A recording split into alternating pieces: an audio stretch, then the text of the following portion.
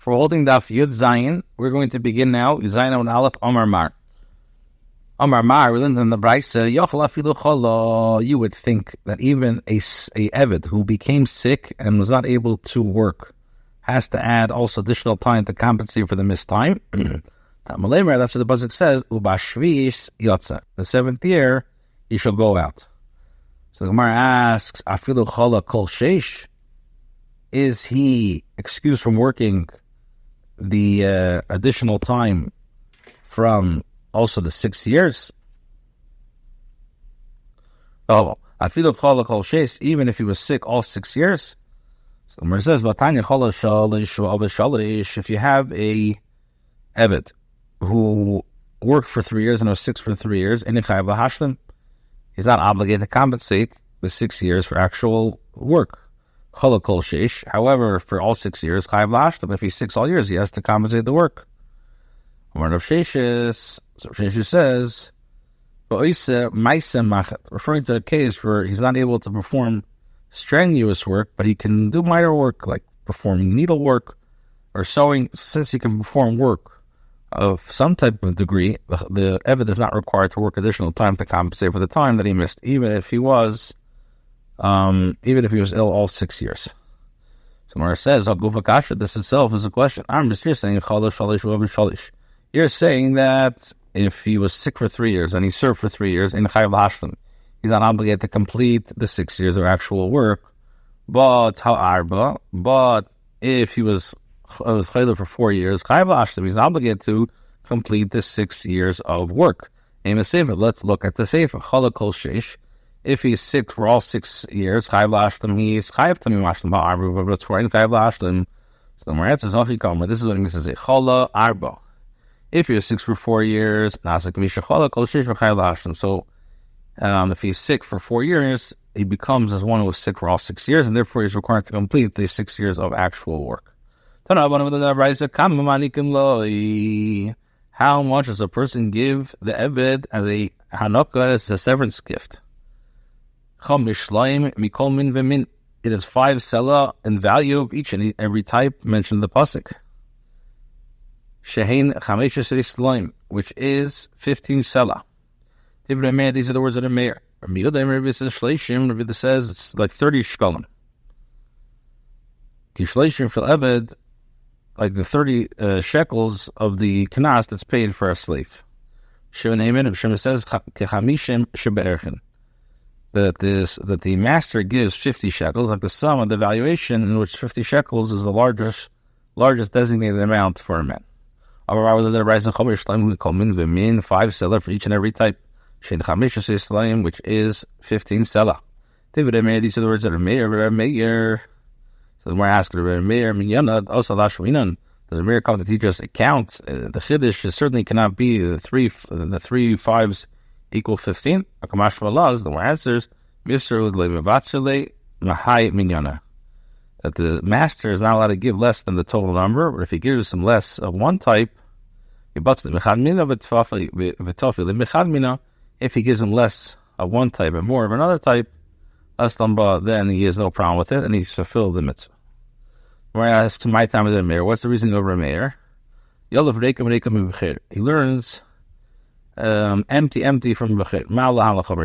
There's 5 slime. Afkan Chomer Slime, so too it's 5 selah.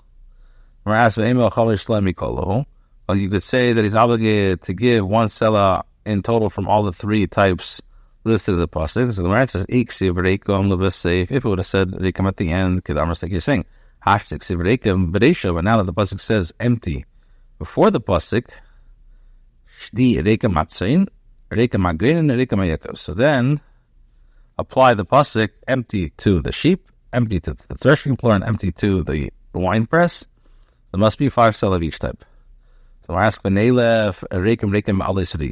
not learn out empty from the case of the Eilis or burnt offering of a parents, and which you have to bring to the base of Mikdash for Eilis Regal, and there's no fixed value. Makral the pasuk says, of that which Hashem your Hashem has blessed you, which is mashma that one must give a respectable amount as a Hanukkah. Bryce says everything this is shleishim shel Eved. The Eved is given 30 selah in total, like the 30 shekels of the knas that is paid for a slave. My time in the review, what's the reason to review? The Yellow Nisin Mev, he learns that Nisin from Mev, Malal Shlashim, doesn't go there, Shlashim, not Kar Shlashim. For the Gemara and Elav Nisin Mev, we're not learning Nisin from the valuation, and Malal Chamishim doesn't go there, it's 5 Afghan. So the Gemara says, it's Choda, first of all, Tafasta, Tafasta, if you grasp too much, you did not grasp anything. Tafasta Muta, Tafasta. In other words, if there are two possible indicators from which to learn the sum of the Anokah, and without Haraya, you cannot presume that the Torah intended to teach the larger amount. So therefore, the master is required to give only 30 shekel, not 50.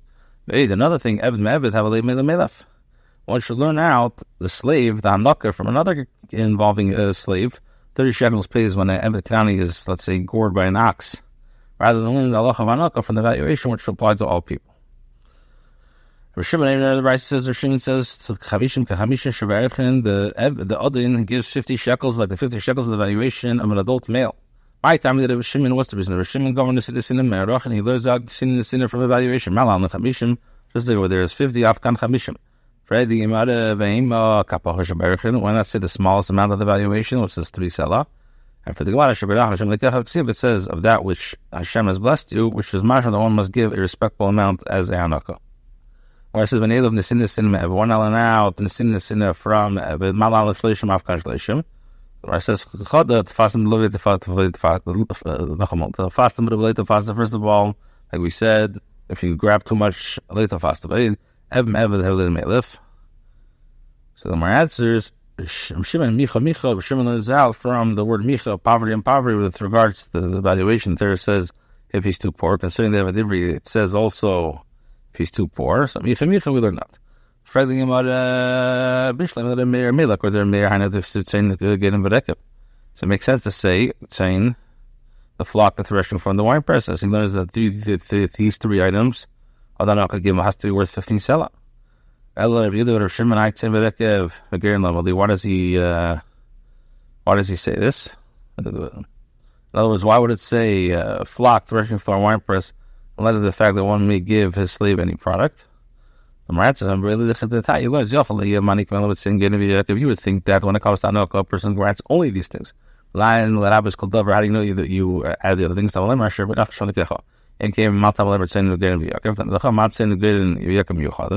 Just as the threshing for the wine press are unique in that they are included in the category of bracha, to exclude money which does not increase at its own. It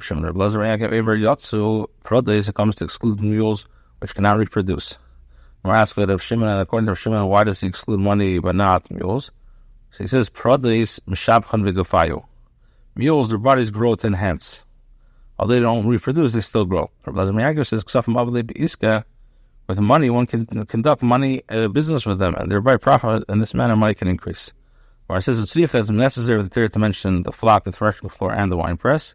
Because of Rahmanit, that they don't only say about animals, I would say only in regards to Balechayim and the Karka, because of one agree, therefore the Torah is good. Because of Gaiden, and if it only say Gaiden, have a meaning the Karka in Balechayim, I would say that which grows from the ground, yes, he may give it to them, and animals he may not give it to them. Because Rahman is saying, therefore the Torah is saying, frankly, when a Yaakov Lamali, so why does the Torah write wine press?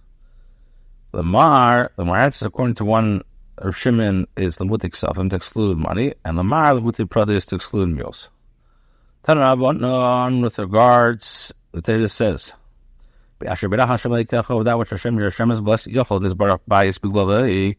would think that, you would have thought that the house is benched due to them. You would have said that, if the house is blessed, is benched due to them, then that the master grants him a severance gift. And what if the house is not benched through him? Then I would think that you don't give him a severance gift. Therefore, he says you shall grant severance. Why the double form of the verb used to emphasize, to indicate that you must grant him a gift in any case. So why does the Torah stress of that which Hashem is blessed to? The Gemara says that the one gives him as severance gift should be in accordance with the blessing that one possesses. Rabbi Nazariah says, it's as is written. In other words, it's indicated by the straightforward reading of the pasuk. If the house was blessed due to him, we give him if not,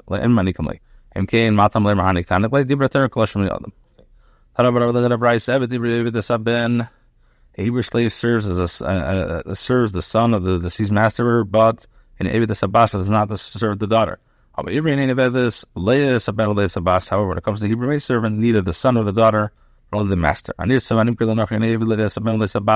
A person who's pure slave and a Hebrew slave sold as a guy neither serve the son or the daughter. Amar says, "This Tanarabana says this. The pasuk says, and he shall serve you, which means the chob the Yiddish you and not to the Yiddish. If the master dies, the slave does not serve one who inherits his estate.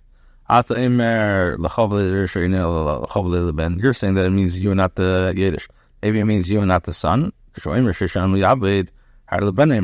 it says 6 years he shall work, which does not indicate any exclusion, it's mashma the son. So what does the Torah say by saying that he shall serve for 6 years? The cha means not to the Yiddish. Why are you saying that it's coming to include the son and not to exclude the brother? So he says, I include the son, she can come tachas over the other l'steachuza, as he stands in place of the father to designate it. And similarly, he places the father with regards to steachuza. In other words, if a person redeems a field which was makdish by his father, it's considered as though his father himself has redeemed it, which means that the field returns to the family of the Abel. If someone else redeems his field, the Abel does not return to the family. Or it says, I should include the brother as he stands in his brother's place with regards to the Yibum. So the Gemara says, is there a Yibum other than the case when there's no son? If there is a son, then in Yibum there is no Yibum. It's just mashma that a son replaces the deceased for a brother, even with regards to a Yibum. Where it says, it's mashma that it's dafka when there's a pircha that the Yibum applies only when there's no son. Now, if not, so without this consideration, I would say that a brother is preferable than a son. So it says, typically, I learned that a son has a greater claim of a standing place of his father than a brother from the fact that there is, with regards to the son, two cases. First of all, the designation of the Ivriya as the Achuzah. And here, the case of the brother is only one, which is Yibum. Or that's just steachuza nami, also steachuza, my pircha the koinafkali Tana. With regards to the steachuza, the Tana derives halacha from this pircha. Tana learns from the case of the Yibum that only the son, not the brother, takes the place of his father for the redemption of the field, as we said before. Again, steachuza nami. So he said, "My bircha the konofka l'tana klum yibum elabakim shein bei is the yibum other than in the case where there's no son. Therefore, without this consideration, there's only one supporting example of this claim." Price says, "Ami Rineva the slaves of Menelay Sabas. Ami Rineva does not serve the brother nor the daughter. Not even though we know this. I'm going to put the makrov afal mascha tasali, and also to your maid servant you shall do likewise. He shall cost the nirtza. The Torah is makers the nirtza man nirtza in every day of Menelay Sabas. So how can you say it comes to teach us this? Here teaches me that also to your maid servant you shall do likewise. It's a command to grant her a severance gift. Do you say that the compensation obligates one to grant the severance gift, or it teaches that the halacha of piercing?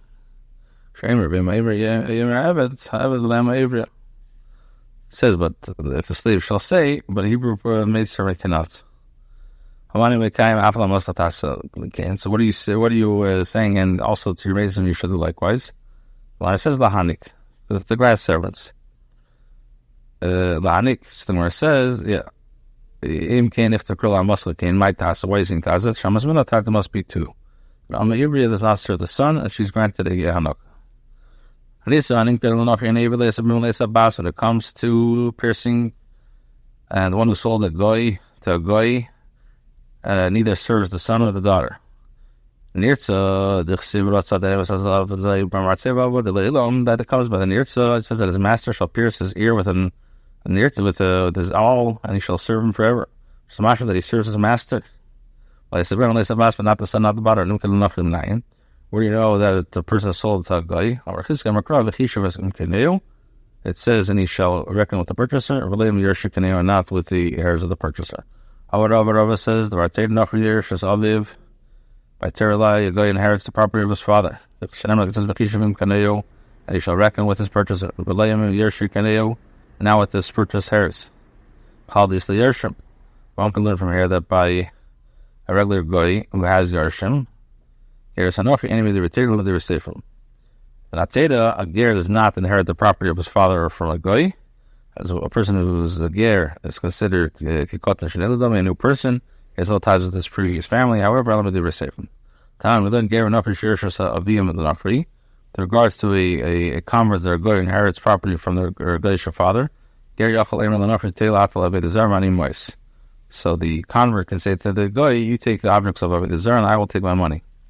You take the Yain I'll take the bears. But once they've come into as a ger, then it's usher to exchange these objects for this brother, as he would thereby be benefiting from Avodah Zarah. If they're Isa, and if you think it's their Isa, Kilebo, or Shusenami, so even it should be usher when these objects have not come into possession as well. And when he takes money or produce and gives the Avodah Zarah, he takes an item that has been exchanged for objects of Avodah Zarah. Since he receives half the Yerusha at the moment when his father dies, he has a share in these items as well. That was the creed that the Chacham, instead of less to return to his previous ways, the Chacham were concerned that due to his concern over losing his Yerusha, again might return to be a goy again. So in any event, he does not inherit his father's property, but and the idols are not considered his property. And this is Kashir Shav. Kashir Stats, when they become brothers, Asr is Asi. Nochri is Sager. Begar Sager, anyway, the material they receive the town, love him mice when Agation is Gar, one of immediately asked one of. If one borrowed money from a convert, his son's converted with him, then he does not return to the creditor's son. And if he does, we're asked when we do learn that they are pleased, referring to when a convert was conception and his birth were not in Kedusha. His father was a goy when he was born afterwards, the son converted. In that case, there's no legal ties between the father and the son, and therefore one who owes money to his father is not required to pay his son.